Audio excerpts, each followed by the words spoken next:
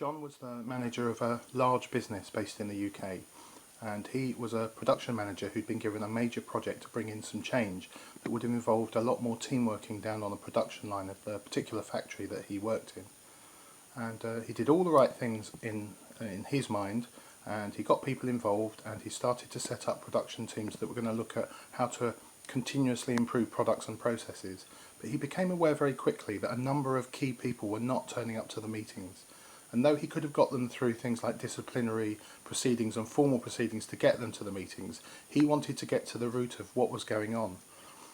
And it was only when he actually started to talk to people, and particularly along his kind of grapevine, that he discovered that 6 years before there'd been a similar change programme, and though it had been promised that there would never be any job losses resulting from any cost reductions, a number of people had been made redundant actually during the programme, and this had created a lot of cynicism and a lot of fear. And even 6 years later, despite an entirely new management team coming in, of which he was one, he'd been there for a couple of years, the myth of that experience was still playing into the behaviour of people now. And that's one of the things that can happen if you're not conscious of the past. If you're not actually aware of the past influences, they can start playing into the present in ways that can actually limit what you're trying to do. Always look to the past, particularly in large organisations, and you'll find these myths are there.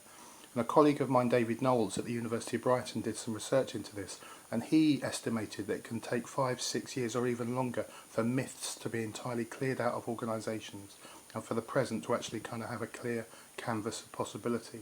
A quick second story is from a smaller business, and this is a business of a cafe, and it was a new cafe owner had come in, completely gutted the building, set up a whole new design, set it up, launched it, all again doing the right things that you might do for a business,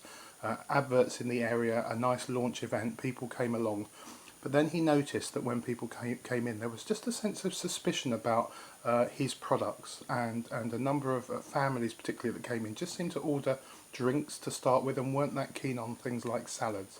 And of course he hadn't done his research either, and discovered that it was actually about 5 years before there'd been, yes, a salmonella scare to do with some really poor health and safety and cleanliness in that cafe. And despite there being entirely new owners, entirely new equipment, entirely new design, even a certificate of cleanliness on the front, there was still that kind of past haunting his business. And he did well to be aware of it, because then he could get at least to talk to some of those people. He had some more food tastings, and he actually got another different type of certificate in from another inspectorate, and it just kind of having those certificates up really just helped to exorcise the ghost from the past. Of course, the proof of the pudding in that case was in the eating, and very slowly it changed, but it didn't change immediately, and it enabled him to understand how the past was playing into his present and at least be more conscious of it.